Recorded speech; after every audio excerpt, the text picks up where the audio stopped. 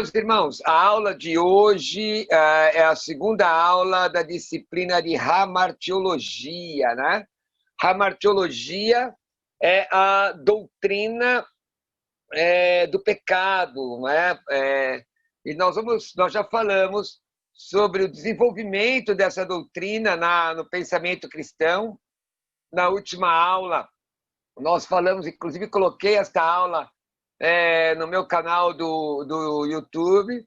Então, na última aula, nós falamos sobre os conceitos históricos e as teorias sobre a origem do pecado, do gnosticismo a Orígenes, os pais da igreja grega, que tudo isso é história do pensamento cristão, de Agostinho à Reforma, do racionalismo a Karl Barth, e falamos, na verdade, o que a Bíblia fala sobre a origem do pecado. E ali nós meditamos em vários textos da Bíblia, em vários textos bíblicos. Bom, o item 3 aí da sua apostila de hamartiologia, aliás, lembrando que este material é do meu seminário.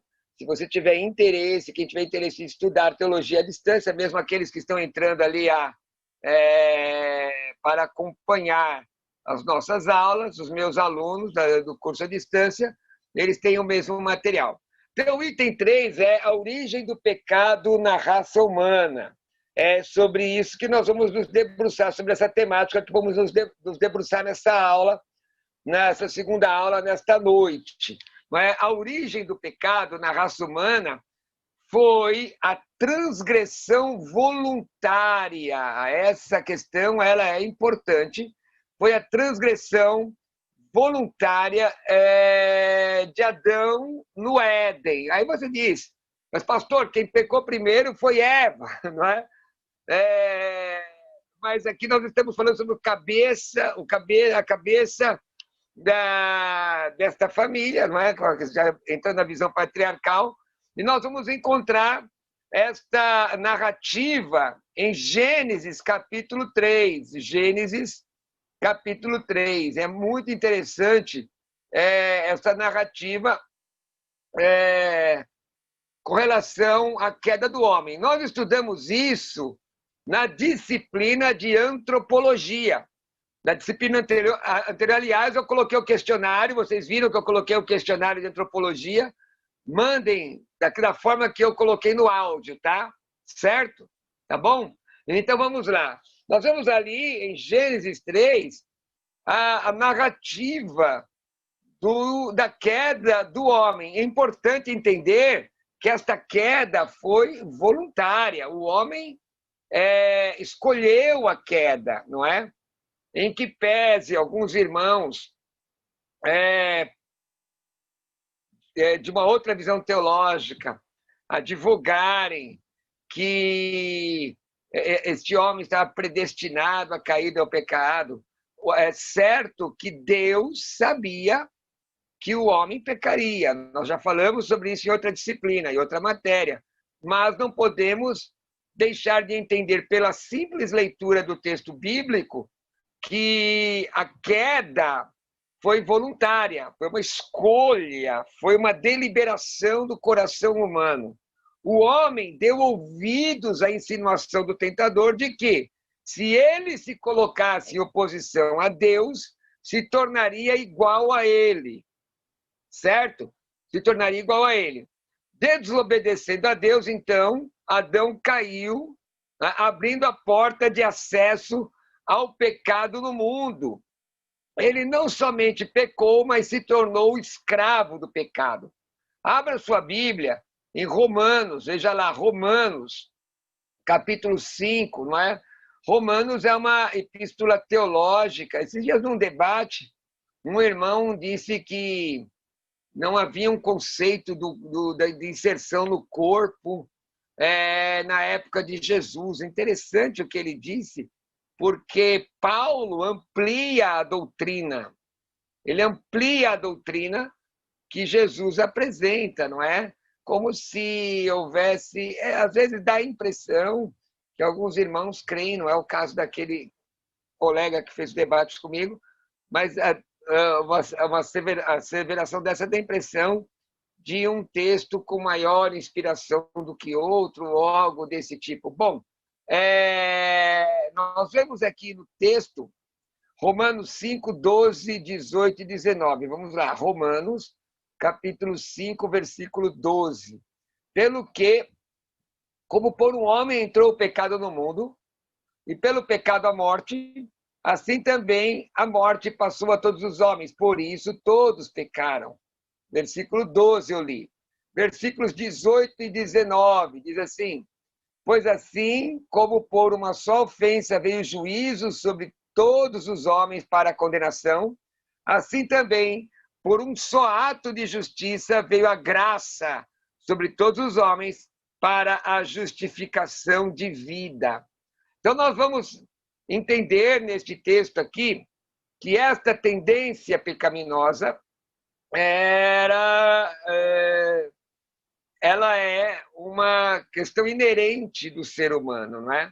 Bom, algumas coisas nós vamos entender aqui nesse trecho, tanto de Gênesis como aquilo que nós acabamos de ler em Romanos. Primeiro, a questão da tentação. O inimigo fez vários ataques contra Adão e Eva, um após outro, até derrubá-los. Vejamos, não é? Ato contínuo aí, segue na sua apostila.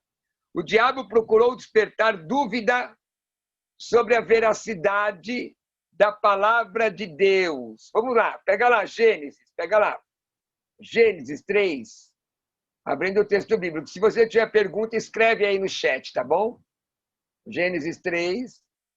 Nós vamos fazer as leituras aqui. Gênesis 3, 1. Vamos lá. Em detrimento de Gênesis 2, 16, 17. Gênesis 3, 1. Ora, a serpente era mais astuta de todas as alimárias do campo que o Senhor Deus tinha feito. E disse à mulher: é assim que Deus disse, não comereis de toda a árvore do jardim. E aí começa esse diálogo entre a serpente e a mulher. Dos grandes perigos da tentação é dar ouvidos a ela. Muita gente parece que tem comichão nos ouvidos e dá atenção à voz do adversário. E às vezes as pessoas vão brincando, até onde eu suporto a voz do inimigo, até onde eu suporto a voz do adversário, não é? Bom, meus amados irmãos, a gente tem que fugir, segundo as Escrituras Sagradas, inclusive da aparência do mal. Não é só do mal, não, é da aparência do mal. O que o texto diz, o texto bíblico diz, em Gênesis 2, 16 e 17? Vamos lá ler. Gênesis 2, qual era a orientação de Deus? 16 e 17. Diz aqui a Bíblia: e ordenou o Senhor Deus ao homem, dizendo. É uma ordem, sim ou não? Ordem, ordenou. Deus mandou. De toda a árvore do jardim comerás livremente. Toda, inclusive da árvore da vida. Mas da árvore da ciência, do bem e do mal, dela não comerás, porque no dia em que dela comeres, certamente morrerá. Então Deus mostra, lembra aquela questão das dispensações? O que é uma dispensação? Dispensação é um período de tempo em que Deus trata o homem peculiarmente e mostra ao homem que ele por si não pode ser salvo. O homem tem uma responsabilidade, não pode cumprir, e, consequência disso, vem o juízo sobre a vida do homem. Então, olha aí, aqui nesses versículos do capítulo 2, Gênesis, nós vemos a responsabilidade de Deus imputada ao homem na dispensação da inocência. Lembra? Eu expliquei o que é dispensação, certo, Vitor? Diz assim, mas se hoje em dia virmos uma serpente falando, acharíamos estranho. Espera aí, Vitor, que saiu aqui, eu perdi. Deixa eu ver o que você escreveu. Mas se hoje em dia virmos uma serpente falando, acharíamos estranho e não daríamos ouvido. Será que a inocência de Eva era tanto que não colocou maldade na serpente? Sem dúvida, era uma outra dispensação. Hoje nós ouvimos serpentes, Vitor, travestidas de ministros de Deus. A Bíblia mostra, inclusive, a Bíblia é muito clara, quando ela fala sobre ministros de Deus. Deixa eu pegar aqui o texto para você. Deixa eu colocar aqui a palavra. Coríntios, está aqui, segunda epístola de Paulo aos Coríntios, capítulo 11, versículo 15. Versículo aqui, ó. 12. Mas o que faço, olha a visão de um homem espiritual dentro dessa questão, gente. Olha aqui, ó. Mas o que eu faço, diz Paulo, farei para cortar ocasião aos que buscam ocasião, a fim de que, naquilo em que se gloriam, sejam achados assim como nós. Paulo está dizendo, capítulo 11, versículo 12. O que eu estou fazendo, eu quero cortar a ocasião a quem está procurando brecha. 13. Porque tais falsos apóstolos são obreiros fraudulentos, transfigurando-se em apóstolos de Cristo. Aí Paulo diz, não é maravilha, porque o próprio Satanás se transfigura em anjo de luz. Versículo 15. Não é muito, pois, que os seus ministros se transfigurem em ministros de justiça, o fim dos quais será conforme as suas obras. Então, o apóstolo Paulo, ele, diferentemente do que nós encontramos no texto de Gênesis, não é? Gênesis 3, você vê Eva dando ouvidos à serpente. Esse daí é 2 Coríntios, o quê, pastor? Desculpa. O texto que eu citei, 2 Coríntios, capítulo 11, a partir do versículo 12. A partir do versículo 12. Do versículo 12 ao versículo 15, tá ok? Então, veja, ele corta a ocasião. Por quê? Uma das questões interessantes aqui, deste trecho do pecado, é a questão da própria tentação.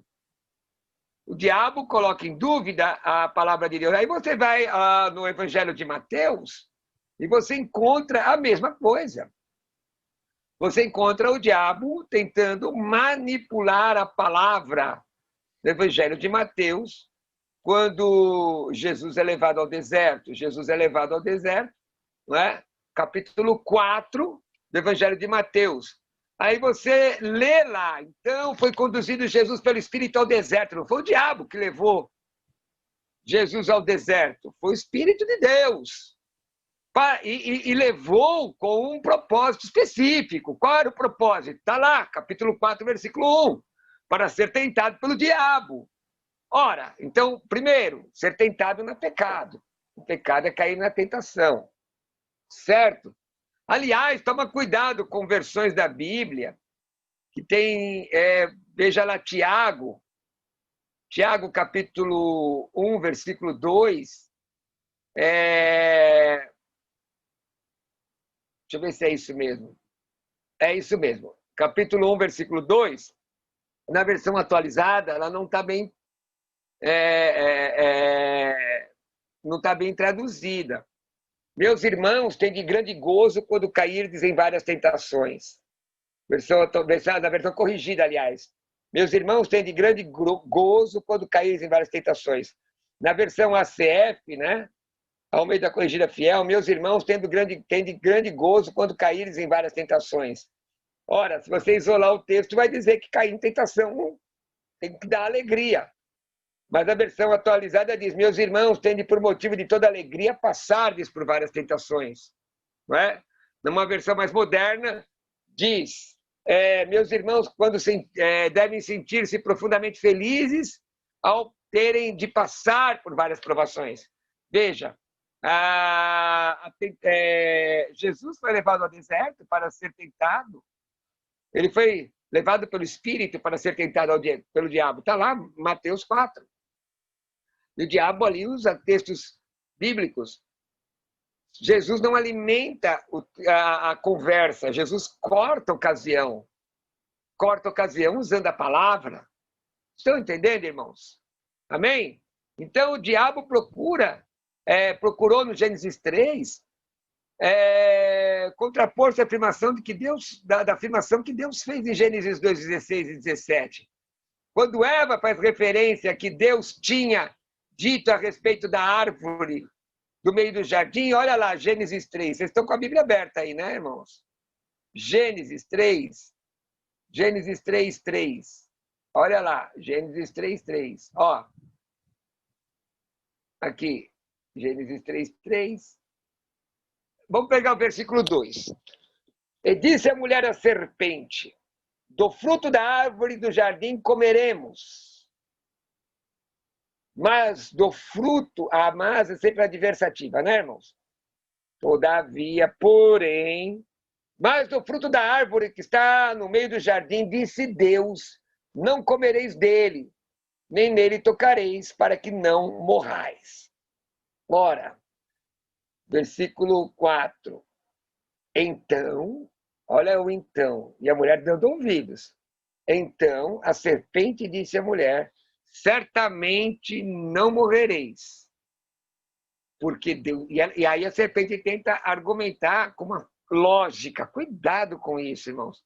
Porque Deus sabe que no dia em que dele comerdes, se abrirão os vossos olhos e serei como Deus, sabendo o bem e o mal. E a mulher, aqueles 5 passos da queda que eu falei, né?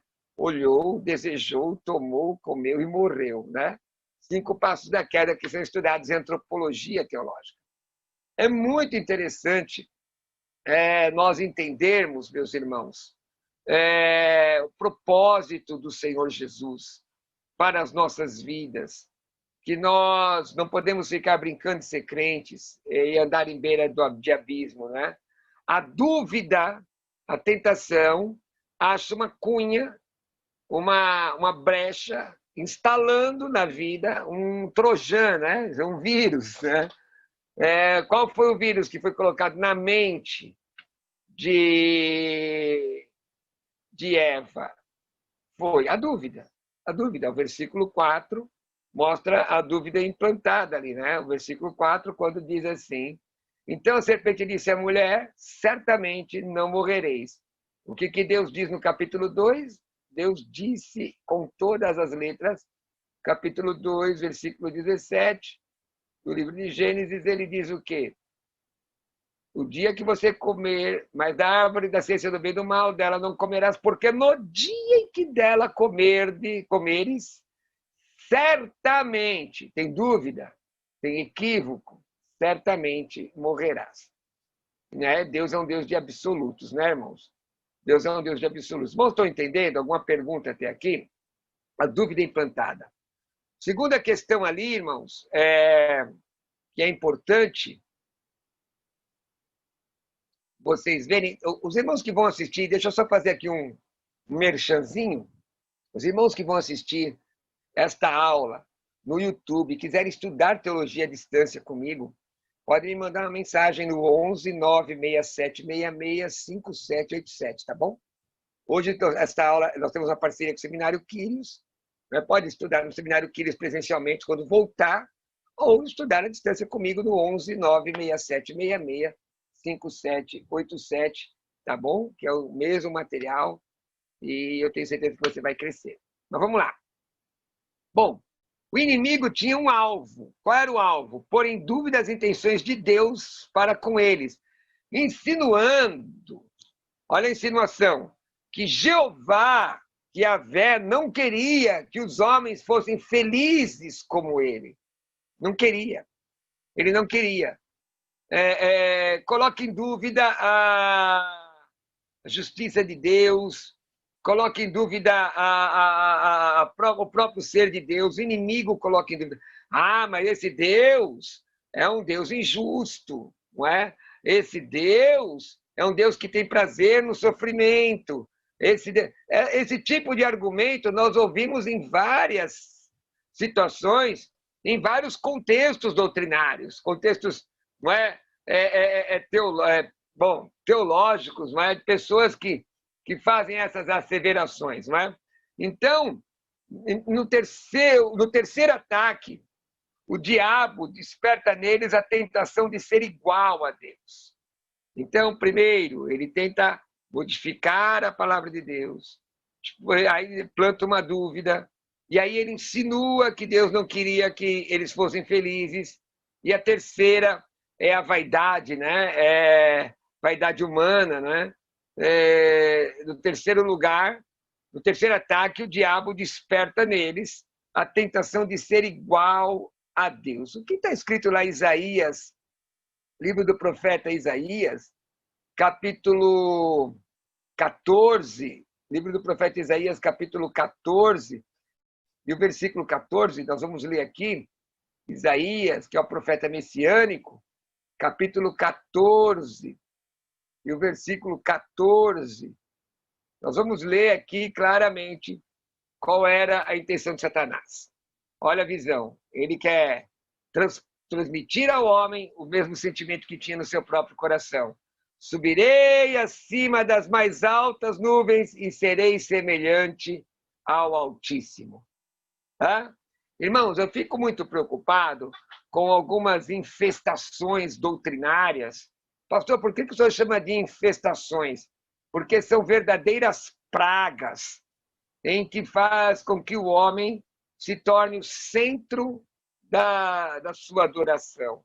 Não, mas eles adoram a Deus. Não, adoram a Deus que serve ao homem. E não, na verdade, eles dizem louvar, parece uma coisa paradoxal, dizem louvar a Deus, não é?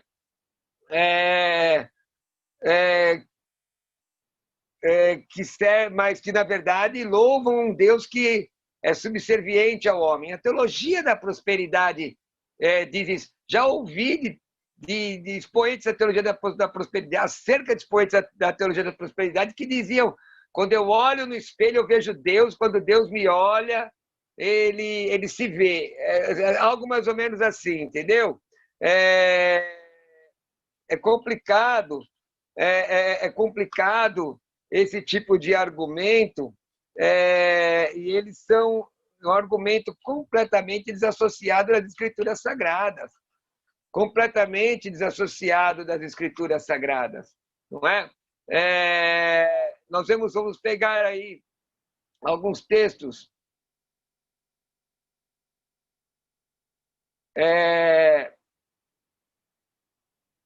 textos que falam sobre adoração só de lábios, não é? Adoração só de boca, ou louvar a si mesmo.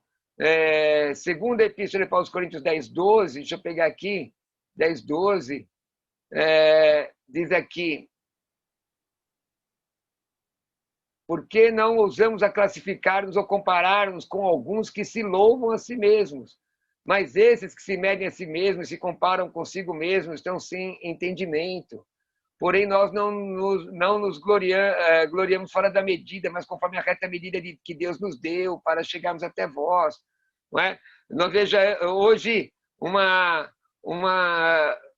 ação onde o homem quer ser tão importante quanto Deus, ministros querem ser tão importantes quanto Deus, a última bolachinha do pacote, a última Coca-Cola no deserto. E como eu sempre falo, a última Coca-Cola no deserto vai causar sérios danos intestinais, e a última bolacha do pacote geralmente está quebrada e esfarelada, não é?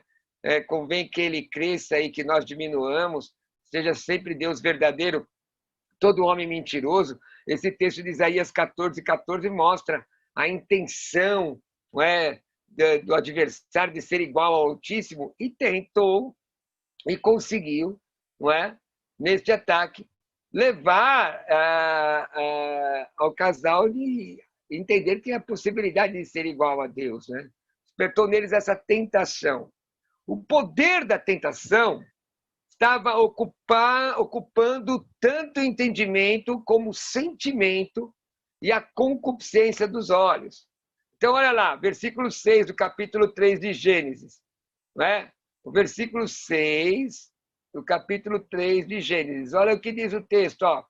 E vendo a mulher que aquela árvore era boa para se comer, agradável aos olhos e a árvore desejável para dar entendimento, tomou do seu fruto e comeu.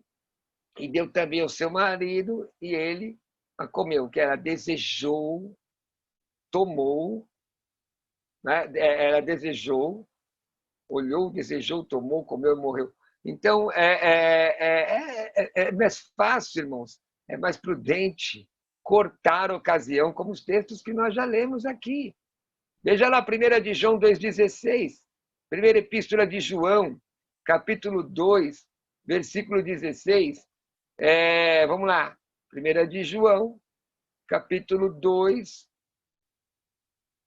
versículo 16, que diz assim a palavra do Senhor, ó, porque tudo que há no mundo, a concupiscência da carne, a concupiscência dos olhos e a soberba da vida, não é do Pai, mas do mundo. E o que acontece? Versículo 17, o mundo passa e a sua concupiscência, mas aquele que faz a vontade de Deus permanece para sempre. Se Adão, Vitor pergunta, se Adão, sim, seria... Eu tenho dificuldade, viu, Vitor, com esta questão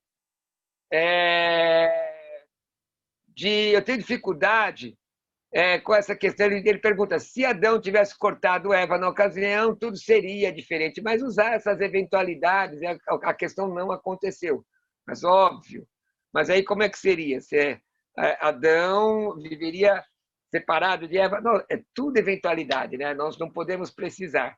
Podemos trabalhar com os elementos que temos, que são os elementos das Sagradas Escrituras. Tá ok, meus irmãos? Vocês estão me entendendo? Tá tudo certinho? Maravilha, hein? Maravilha. Então vamos continuar. Vamos continuar, porque Deus tem nos abençoado. Bom, então nós vimos a questão da tentação. Agora, por que Deus permitiu que o homem fosse tentado? Por que Deus permitiu isso? Vamos lá. Deus havia criado o homem à sua semelhança. Na verdade, sua imagem de semelhança. Assim, o homem possui livre-arbítrio, poder de escolha. Como uma criatura de Deus, estava sujeito a Deus e às suas determinações. Porém, o verdadeiro amor de Deus se manifesta na obediência à sua palavra.